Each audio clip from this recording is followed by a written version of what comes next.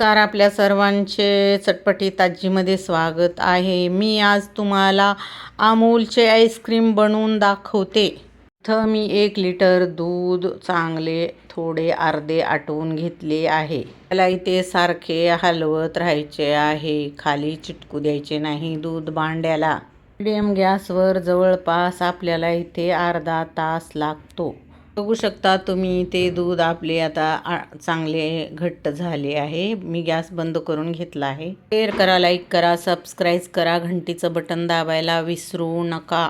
तुम्ही कुठल्या गावातून शहरातून बघत आहात ते मला कमेंट करून सांगा. आता आपल्याला ह्याच्यामध्ये अर्धी वाटी साखर टाकून थोडं हलवून घ्यायचं आहे आणि थंड झालं की फ्रीजरमध्ये ठेवायचं आहे हे भांडं. मी इथे ह्याला 2 तास फ्रीजरमध्ये ठेवून घेतले आहे.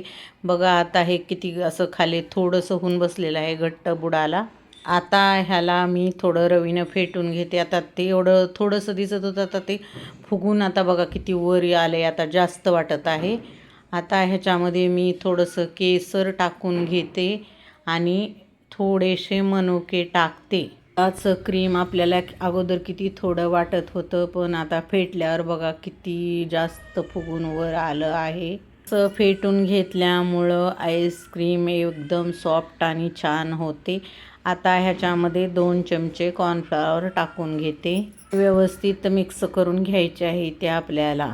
आणि 2 चमचे व्हॅनिला इसेन्स टाकून घ्यायचे आहे. तर व्यवस्थित फेटून घ्यायचे आहे आपल्याला. मी एकदा नक्की करून खाऊन कमेंट करून मला सांगा कसे वाटले. मी अमूलचे 100 ग्राम फ्रेश क्रीम टाकून घेते. आता व्यवस्थित इथं फेटून मिक्स करून घेऊन मी डब्यामध्ये आता टाकून ठेवले आहे. व्यवस्थित फ्रीजरमध्ये सेट करून ठेवले होते रात्रभर. बघा आता इथं आपले आईस्क्रीम छान बनले आहे.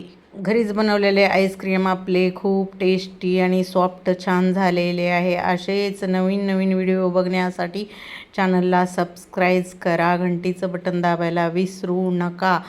असे आता आपण वाटीमध्ये खायला घेऊ. हे आईस्क्रीम माझ्या घरच्यांना खूप आवडले आहे. तुम्ही पण करून खाऊन कमेंट करून सांगा.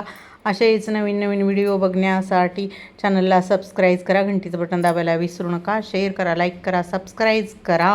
व्हिडिओ शेवटपर्यंत बघितल्याबद्दल धन्यवाद. एकदा करून खाऊन बघा, कमेंट करून सांगा आणि सबस्क्राईब करून घंटीचं बटन दाबा.